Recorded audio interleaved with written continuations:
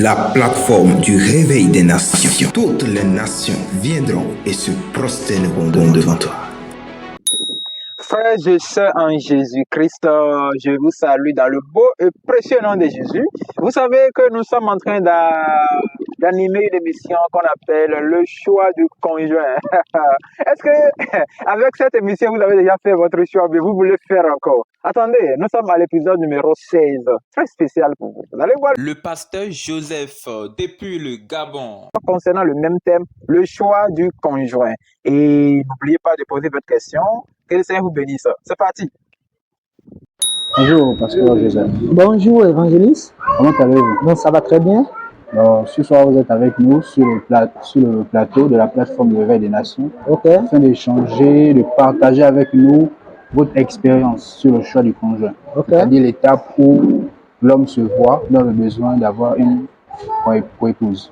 Donc, vous êtes là pour échanger avec nous. Donc, j'aurai quelques questions à vous poser là-dessus. La première question sera de savoir, qu'est-ce que le choix du conjoint? Que pouvez-vous dire sur le choix du conjoint? Est-ce une étape de responsabilité, une étape d'obligation? Qu'est-ce que c'est en réalité? Bon, en réalité, sur le choix du conjoint ou de la conjointe, Oui. généralement dans nos débuts, c'est souvent des choses un peu très difficiles et compliquées. Mais je sais une chose que sur le choix, il y a des critères, il y a des choses que l'individu désire, qui cherche en quelque mots. Oui. Donc, avant qu'un individu ne se projette pour dire que non, je cherche une femme ou bien je cherche un homme, certainement cette personne a des critères, ces critères à lui. Mais ce que je sais, c'est que parmi les critères auxquels un individu peut avoir, le meilleur critère, c'est ce qu'on appelle la beauté intérieure. Et la beauté intérieure, puisque par expérience, nous voyons, nous comprenons qu'il y a plusieurs types de beauté. Il y a la beauté extérieure, il y a la beauté intérieure, il y a la beauté des finances, la beauté des poches. Donc, ça dépend. Ça dépend, mais pour mon choix, pour mon conseil, s'il s'avérait que je puisse conseiller un individu, c'est qu'il projette ses choix sur la beauté intérieure. D'accord. Sur la beauté intérieure. D'accord, merci, pasteur Joseph. Oui. Deuxièmement, serait de savoir, oui. En ce qui vous concerne, à quelle période avez-vous réellement senti le besoin d'avoir une conjointe? La plateforme du réveil des nations. Toutes les nations viendront et se prosterneront devant toi. Quelle période de votre vie? Normalement, un enfant ne peut pas désirer être responsable dans le mariage. Un enfant ne peut pas désirer se marier. Oui. Généralement, c'est quand l'individu est déjà majeur qui ressent le besoin de se marier. Oui. Donc, ça veut dire quoi? Il n'y a pas précisément vraiment l'âge précis pour ressentir le besoin. Donc, ce sont des personnes matures qui se marient. Oui. Donc, il peut y arriver qu'à 25 ans, je ne ressens pas toujours le désir de me marier. Oui. Je peux arriver que 30 ans, même 40 ans, je ne ressens pas le désir. Mais il peut arriver qu'à 21 ans, je sens le désir d'avoir une femme auprès de moi. Oui. Donc, la date précise, l'âge précis, vraiment, on ne peut pas vraiment la dire. Ça dépend de l'individu, ça dépend de l'homme intérieur. Puisqu'un enfant ne peut pas se marier, ce sont des hommes matures qui se marient. Oui, c'est vrai. Et au niveau du choix de votre conjoint, comment cela s'est passé avec vous? Avez-vous jeûné et prié afin que le Seigneur vous oriente ou vous avez fait votre propre choix? J'ai voulu faire le choix de mon épouse. Oui. C'est vrai que je n'étais pas pasteur en ce temps, puisque ça fait presque plus de 25 ans aujourd'hui de mariage.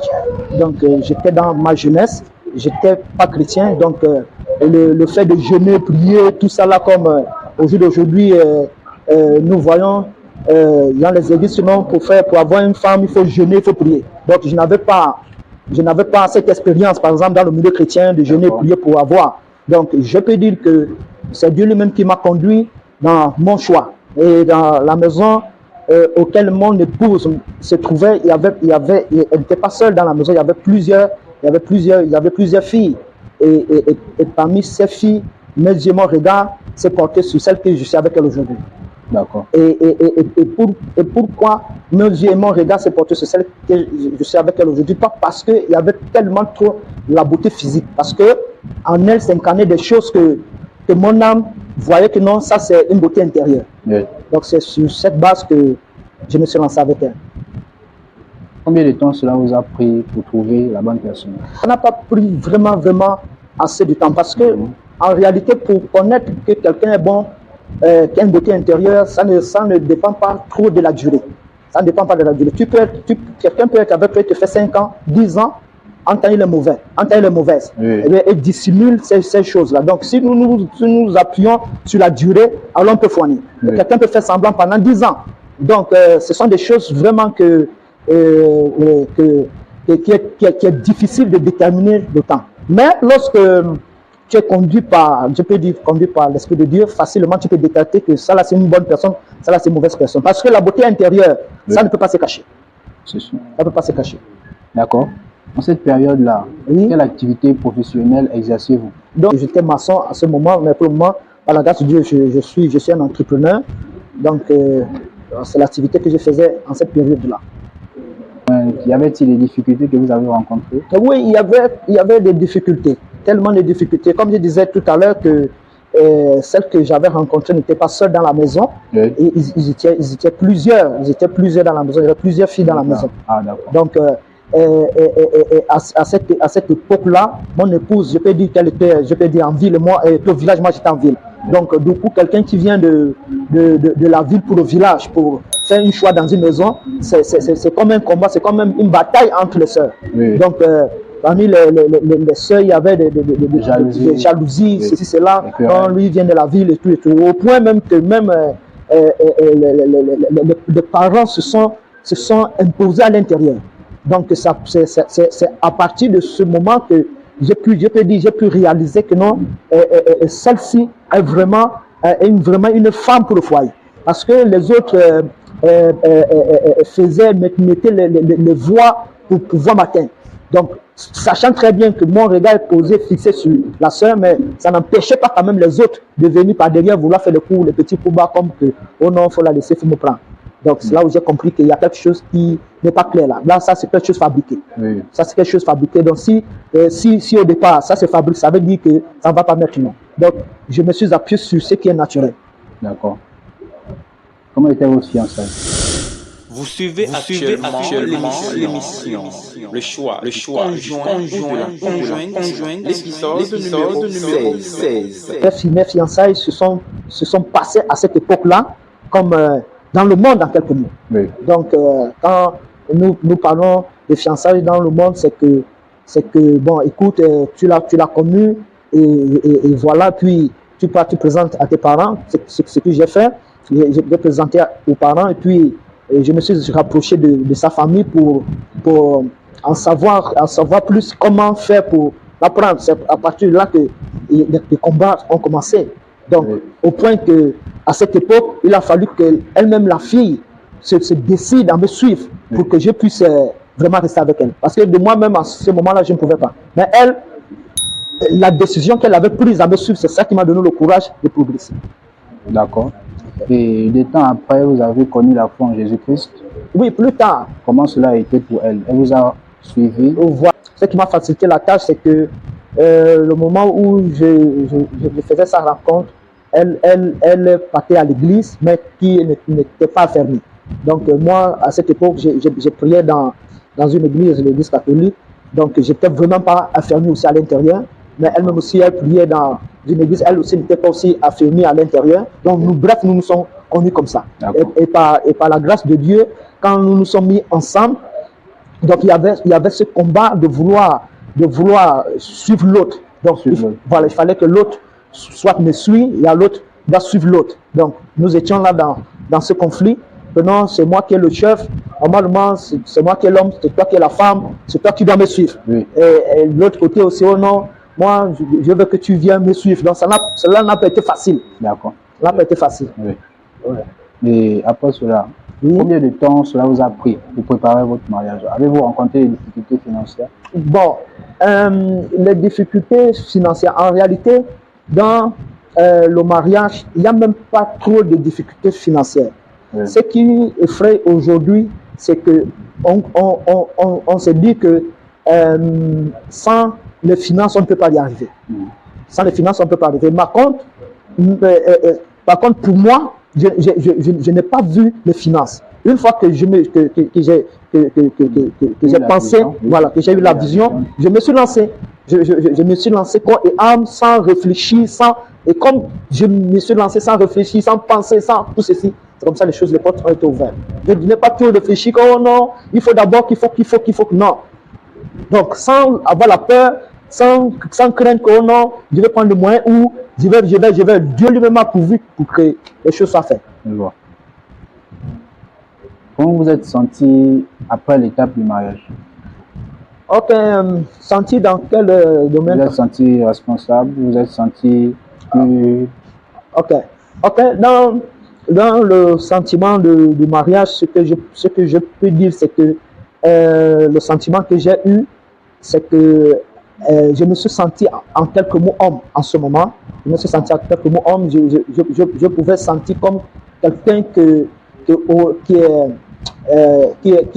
est devenu homme en quelques mots. Parce que à cette époque, j'étais jeune et on était tous là dans la jeunesse, on courait des pas et d'autres et tout ça. Donc, contrôle, j'avais une forme de liberté et tout ça. Mais quand la femme est arrivée, il y a une forme de responsabilité qui est arrivée. Donc, je ne pouvais plus faire de n'importe quoi. Je ne pouvais plus sortir comme je voulais. Au départ, ça m'a un peu rangé. Parce qu'au début, j'avoue que j'étais un peu turbulent, un peu délinquant. Comme je veux, mais quand la femme est arrivée, cela m'a cadré. Et à partir de ce temps, c'est là où j'ai réalisé que, donc vraiment, je commence à être... D'accord. Non, bon, ce n'est même pas vraiment en ce moment que j'ai senti l'appel pastoral. Comme je disais que elle est le prière. Donc, ma conversion dans le Seigneur, Dieu l'a utilisé. Dieu l'a utilisé pour arriver dans ma conversion dans le Seigneur. Et j'avoue que pendant une période de 25 à 30 ans de mariage, parce qu'on est à 30 ans de mariage, j'avoue que pendant cette période de 30 ans, 30 années de mariage, dans les débuts, ce n'était pas facile pour elle. Donc, pour que j'accepte déjà aller dans les églises de réveil, c'était compliqué pour moi. Et pour que je puisse me convertir aussi, c'était très compliqué pour elle. Donc, elle a subi ce qu'on appelle le vrai châtiment venant de moi. Donc, je peux dire que Dieu m'a utilisé pour l'affermir. Je peux dire que Dieu m'a utilisé pour l'affermir. Donc, au départ, ce n'était pas facile, mais elle a supporté. C'est quand j'ai cru que j'ai même su que pendant presque 10 ans, là où elle priait, elle avait un seul sujet de prière: Seigneur, change le cœur de mon mari. Presque 10 ans de persécution.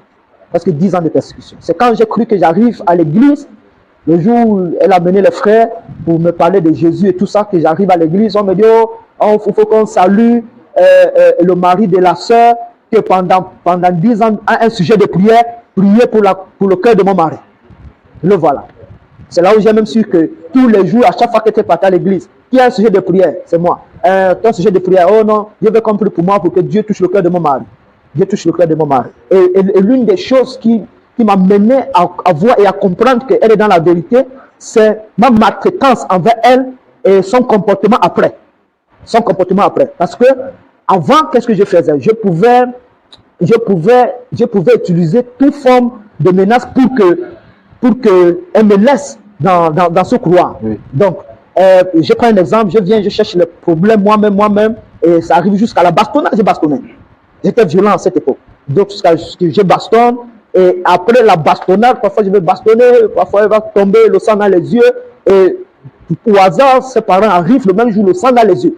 Ah, mais ma fille, qu'est-ce qui s'est passé qui est le sang dans les yeux? Elle va dire, ah non, papa, je suis tombé. Bref, le fait qu'elle cherchait toujours à protéger, par la suite, quand j'écoutais ce qu'elle parlait à ses parents, cela parlait à l'homme intérieur. L'homme intérieur, je pouvais dire, ah, mais qu'est-ce qu'il me prend? Regarde la pauvre fille. Et que malgré tout ce que je lui fais, malgré tout le mal que je lui fais, elle supporte devant ses parents, elle ne fait que dire, oh non, me couvrir. Donc, à partir du moment où l'esprit a commencé à parler à l'homme intérieur. D'accord. C'est comme ça que ma conversion est arrivée, jusqu'à ce que, par la grâce, un jour, le Seigneur a vissé, parce qu'à cette époque, comme j'étais maçon, j'étais entrepreneur, j'ai travaillé avec un peu la force de force financière, la frappe financière. Donc, je pouvais résoudre mes problèmes si facilement. Pour moi, je m'en foutais de tout. Donc, je croyais pour moi que avec les finances, je peux résoudre tout problème. Je peux résoudre tout problème. Donc, je m'en foutais de oh non, allez là-bas avec vos histoires d'église. Je n'ai pas besoin de prier pour m'acheter un livre. Je n'ai pas besoin de faire ceci, ça. Donc, qu'est-ce que Dieu a fait? Dieu a utilisé le moyen, il a fermé toutes les vannes. Les vannes qui pouvaient me donner l'orgueil, qui pouvaient me faire enorgueillir. Au point que je suis arrivé à un niveau d'endettement que je n'en pouvais plus. Et c'est comme ça que Dieu a brisé cet orgueil et a fait venir les frères à la maison ce jour où j'étais au point de tout abandonner et dit même que je suis venu accompagner les autres sur terre. Et c'est comme ça que ce frère, Dieu l'a utilisé quand ils sont rentrés à la maison. Ils m'ont dit, ah papa, nous voyons que tu es dans des problèmes. J'ai dit oui par orgueil. Et moi, est-ce que tu crois que Jésus peut faire quelque chose? J'ai ri parce que moi, il me dit, vous l'histoire des églises, là, je ne suis pas dedans. Oui. Donc, il me dit, est-ce que nous pouvons prier pour toi? Il dit, bon, en tout cas, vous pouvez prier. Il n'a pas mis nom dans la prière. Hein. Il m'a juste tenu la main. C'était l'ancien Eric à ce jour, son nom c'est Eric. Il m'a juste tenu la main. Il m'a dit, non, matin, je vais prier. Il m'a donné la main. Il m'a dit, oh Seigneur Jésus, souviens-toi de lui, machin, tout ça là. Fin, c'était la prière. Après le lendemain, il m'a invité à l'église. Est-ce que tu peux venir à l'église? J'ai dit, bon, en tout cas, il n'y a pas de souci. C'est comme ça que le dimanche, je pars à l'église. Bon, pour moi, les églises de réveil, c'était comme de la sorcellerie à cette époque. Parce que moi, je ne comprenais pas cette histoire. Et surtout, les histoires qu'on parle, le parlant langue, là, moi, ça me faisait peur en quelques mots. Quand j'arrive à l'église, moi, ma place était au dernier banc. Donc, le but de m'asseoir au dernier banc, c'était que si ça dégage, là, moi, je suis parti. Donc, j'étais un pied dedans, un pied dehors. Donc, ce fur et à mesure que j'ai quitté du premier banc au deuxième banc, du deuxième banc jusqu'au troisième banc, au premier banc. Au fur et à mesure que le Seigneur ne faisait que m'attirer. Et finalement, comme le frère avait fait la prière, il dit, oh Seigneur, tu es capable, tu es le Dieu miracle, tu es capable d'éponger tous ces dettes. Même pas 6 mois, je n'ai même pas réalisé comment ça fait pour que les dettes que j'avais parties. Donc, voilà comment ma conversion est arrivée par les convictions et tout ça, jusqu'à ce que je me suis enraciné dans le Seigneur et la soif de comprendre ce phénomène. Puisque à cette époque, nous on voyait les églises de réveil comme des choses qui ne sont pas claires. Donc, la soif de comprendre, la soif de chercher à connaître, cette soif-là m'a amené à creuser, à créer une relation personnelle avec le Seigneur. Oui. D'accord. À base de votre expérience, que pouvez-vous dire à ceux qui nous suivent? Quel conseil pouvez-vous leur donner? Bon, surtout sur l'engagement dans le mariage, c'est que je peux dire qu'il ne faut pas avoir peur. Il y a plusieurs personnes qui n'arrivent pas à se marier sur la crainte. Et c'est parfois pour d'autres qui vont dire, oh non, c'est un engagement, non, je ne peux pas m'en sortir, je ne veux pas, et par la suite, il meurt sans être marié. Donc, ce que je peux dire, c'est qu'il ne faut pas avoir peur. Dieu ne peut pas permettre de nous donner une charge qui va nous dépasser. Quand le temps arrive que non, c'est ton temps de te marier, alors il va te donner une charge qui sait que toi, tu peux supporter. Donc, le conseil que je peux donner, c'est que pour quiconque est déjà prêt à se marier, il ne faut pas qu'il ait peur de s'engager. C'est une bonne voie. Mon cas, par exemple, je n'ai pas eu peur de m'engager. Je me suis engagé comme ça, là, la vedette, et Dieu a fait le reste. Ce n'est pas nous qui sortons les finances. Ce n'est pas nous qui pouvons. C'est lui là qui pouvons. Donc, voilà le conseil que je peux donner pour celui-là qui veut vraiment se lancer dans ce couloir. D'accord, merci avec nous votre expérience, du choix du conjoint. Merci. Ce sera tout pour cette émission. Que le Seigneur vous bénisse. Amen. Amen. La plateforme du réveil des nations. Toutes les nations viendront et se prosterneront devant toi.